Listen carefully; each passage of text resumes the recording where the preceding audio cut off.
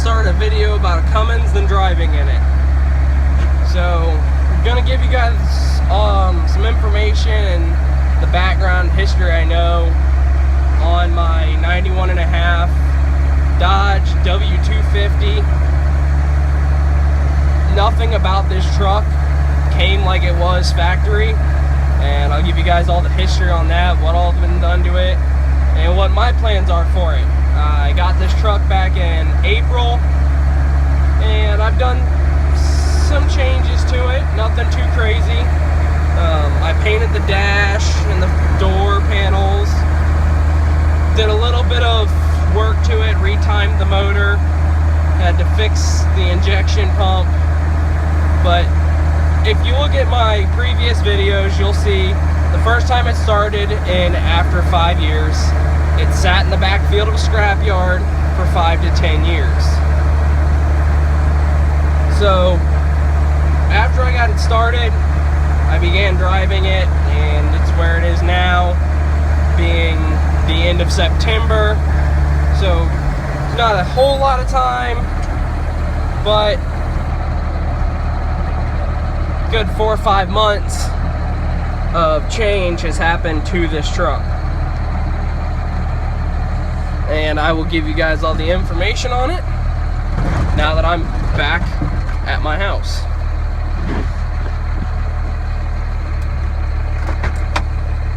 One of the things that I don't like about it is there is no parking brake, and because it's a 5-speed, it will sit here and try to roll on me. But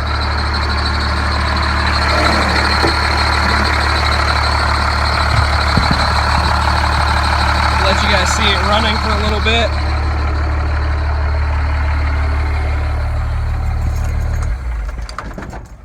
And now I'll give you guys the details of the truck. It started out at some point in its life as a 91.5 12-valve automatic 2-wheel drive truck. Since then, it has been changed a lot, and that was before I ever owned it. The guy before me put an NV4500 5-speed in it and a 205 new processor T-case. It's got a Dana 70 rear end out of a motorhome and a Kingpin Dana 60 front axle out of we don't know. No one has any clue what it's out of. It does have some clearance issues because the cross member is still the 2-wheel drive cross member. So stuff doesn't line up perfectly, and it does hit on occasion, but not too bad.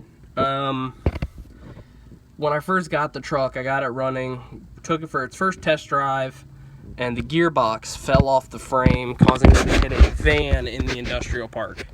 That's why there's a fender and grill that's been replaced on this truck. I got it, it had a completely 100% perfect condition factory Dodge grill. It still said Dodge on it with all the letters. It was mint, perfect.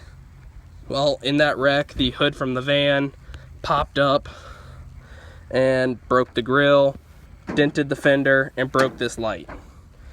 And apparently the back clip broke at some point that holds this light in, so I'll have to address that and fix that. But so that has been replaced. I did some painting work to it. I painted these black again. The insert's black, the bumper black, and the inside of the fenders I did black. This is all temporary now because I am going to repaint the whole truck properly. Color scheme and all that, you guys will see it when it's taped up and in the process of being painted, or once it's done. All depends on my time and how everything goes down. But when I got the truck, it was on 37-inch militaries on 3 of the wheels. The one side had a 35-inch Mickey Thompson. Don't know why, but it did. Now it's on 6 BF Goodrich KM2s on 16-inch wheels with a 2-inch wheel spacer in the rear, just so that they don't rub. The truck hasn't changed a whole lot.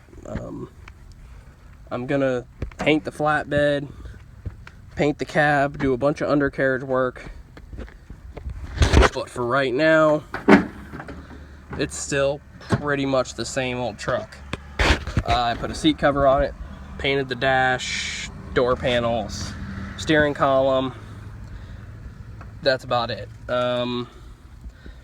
The biggest issue with this truck currently is it's a stock 12 valve, so it doesn't have a whole lot of power. It's got more than enough torque to pull anything, but it doesn't have any power. So I'm gonna start working on that. The only modification that's been done to this thing, engine-wise, is I turned the fuel pin. That's it.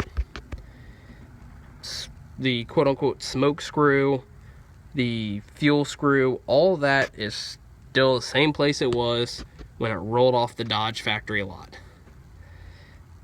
So it's still in the factory time position. Haven't advanced it any. Everything on this truck is the way it was when it was first bought from Dodge, or at least the engine is. Everything else is not. So the AC technically does work, but because there's no condenser, it's not cold. Being in Florida, I'm going to address that fairly soon. But so that's the lowdown on the truck, the history on it. I'll keep you guys posted on the build and how everything goes.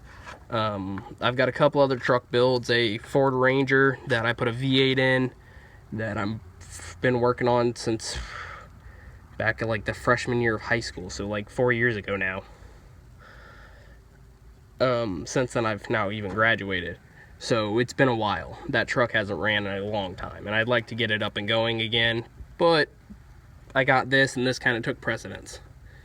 But I'll keep you guys posted on this build. Just this channel is gonna have a lot of this truck, a lot of this beauty here, 95 F250 mud truck, nothing too crazy, but it's gonna change a lot here very soon in the next couple months. Just keep your eyes open, hit the subscribe, and you'll see a lot of interesting stuff happening to these trucks, and you'll see us doing a lot of interesting things with these trucks. Thanks for watching.